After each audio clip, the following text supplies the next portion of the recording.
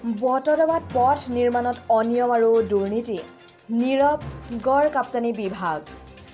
বটদ্ৰৱাৰ পৰা ধনিয়াভেটি পথৰ প্ৰায় ৩ কিলোমিটাৰ পথ নিৰ্মাণৰ পাছতেই চপৰাচপৰিকৈ কেনেদৰে কাৰ্পেটিং খহি আহিছে তাৰ এটি দৃশ্যলৈ মন কৰক।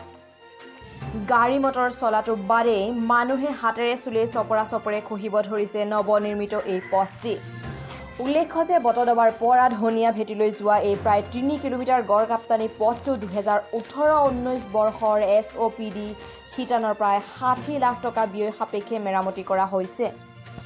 মেৰামতিৰ দায়িত্বত আছে ঠিকাদাৰ জিতুমণি বনিয়া। অতি নিম্ন মানদণ্ডৰে মেৰামতি কৰাৰ বাবে এতিয়া চপৰাচপৰিকৈ খহিব ধৰিছে এই নৱনিৰ্মিত পথটি। পথটিৰ নিৰ্মাণত হোৱা অনিয়ম তথা ব্যাপক দুৰ্নীতিৰ বাবে অঞ্চলটোৰ সচেতন লোকে এতিয়া তীব্ৰ প্ৰতিক্ৰিয়াৰ সৃষ্টি কৰা দেখিবলৈ পোৱা গৈছে।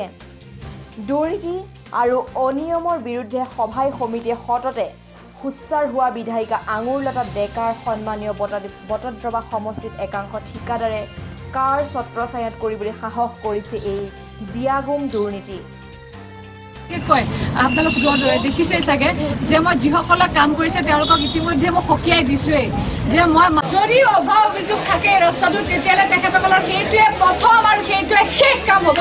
ভৱিষ্যতে যাব নোৱাৰিব।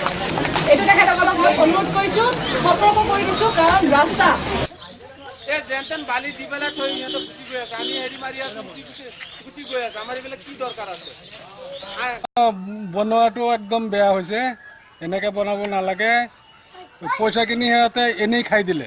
ৰাস্তাটো ফাং ফুং বনাই পেলাই। সমষ্টিটোত কোনো ঠিকাদাৰে পথ নিৰ্মাণত যদি সামান্য অনিয়ম আৰু দুৰ্নীতিৰ আশ্ৰয় লয় তেতিয়াহ'লে সেইটোৱে ঠিকাদাৰজনৰ প্ৰথম আৰু শেষ কাম হ'ব বুলি উদাত্ত কণ্ঠে সমষ্টিবাসীৰ সন্মুখত ভাষণ দি বাহ লৈছিল বিধায়িকা আঙুৰলতাই।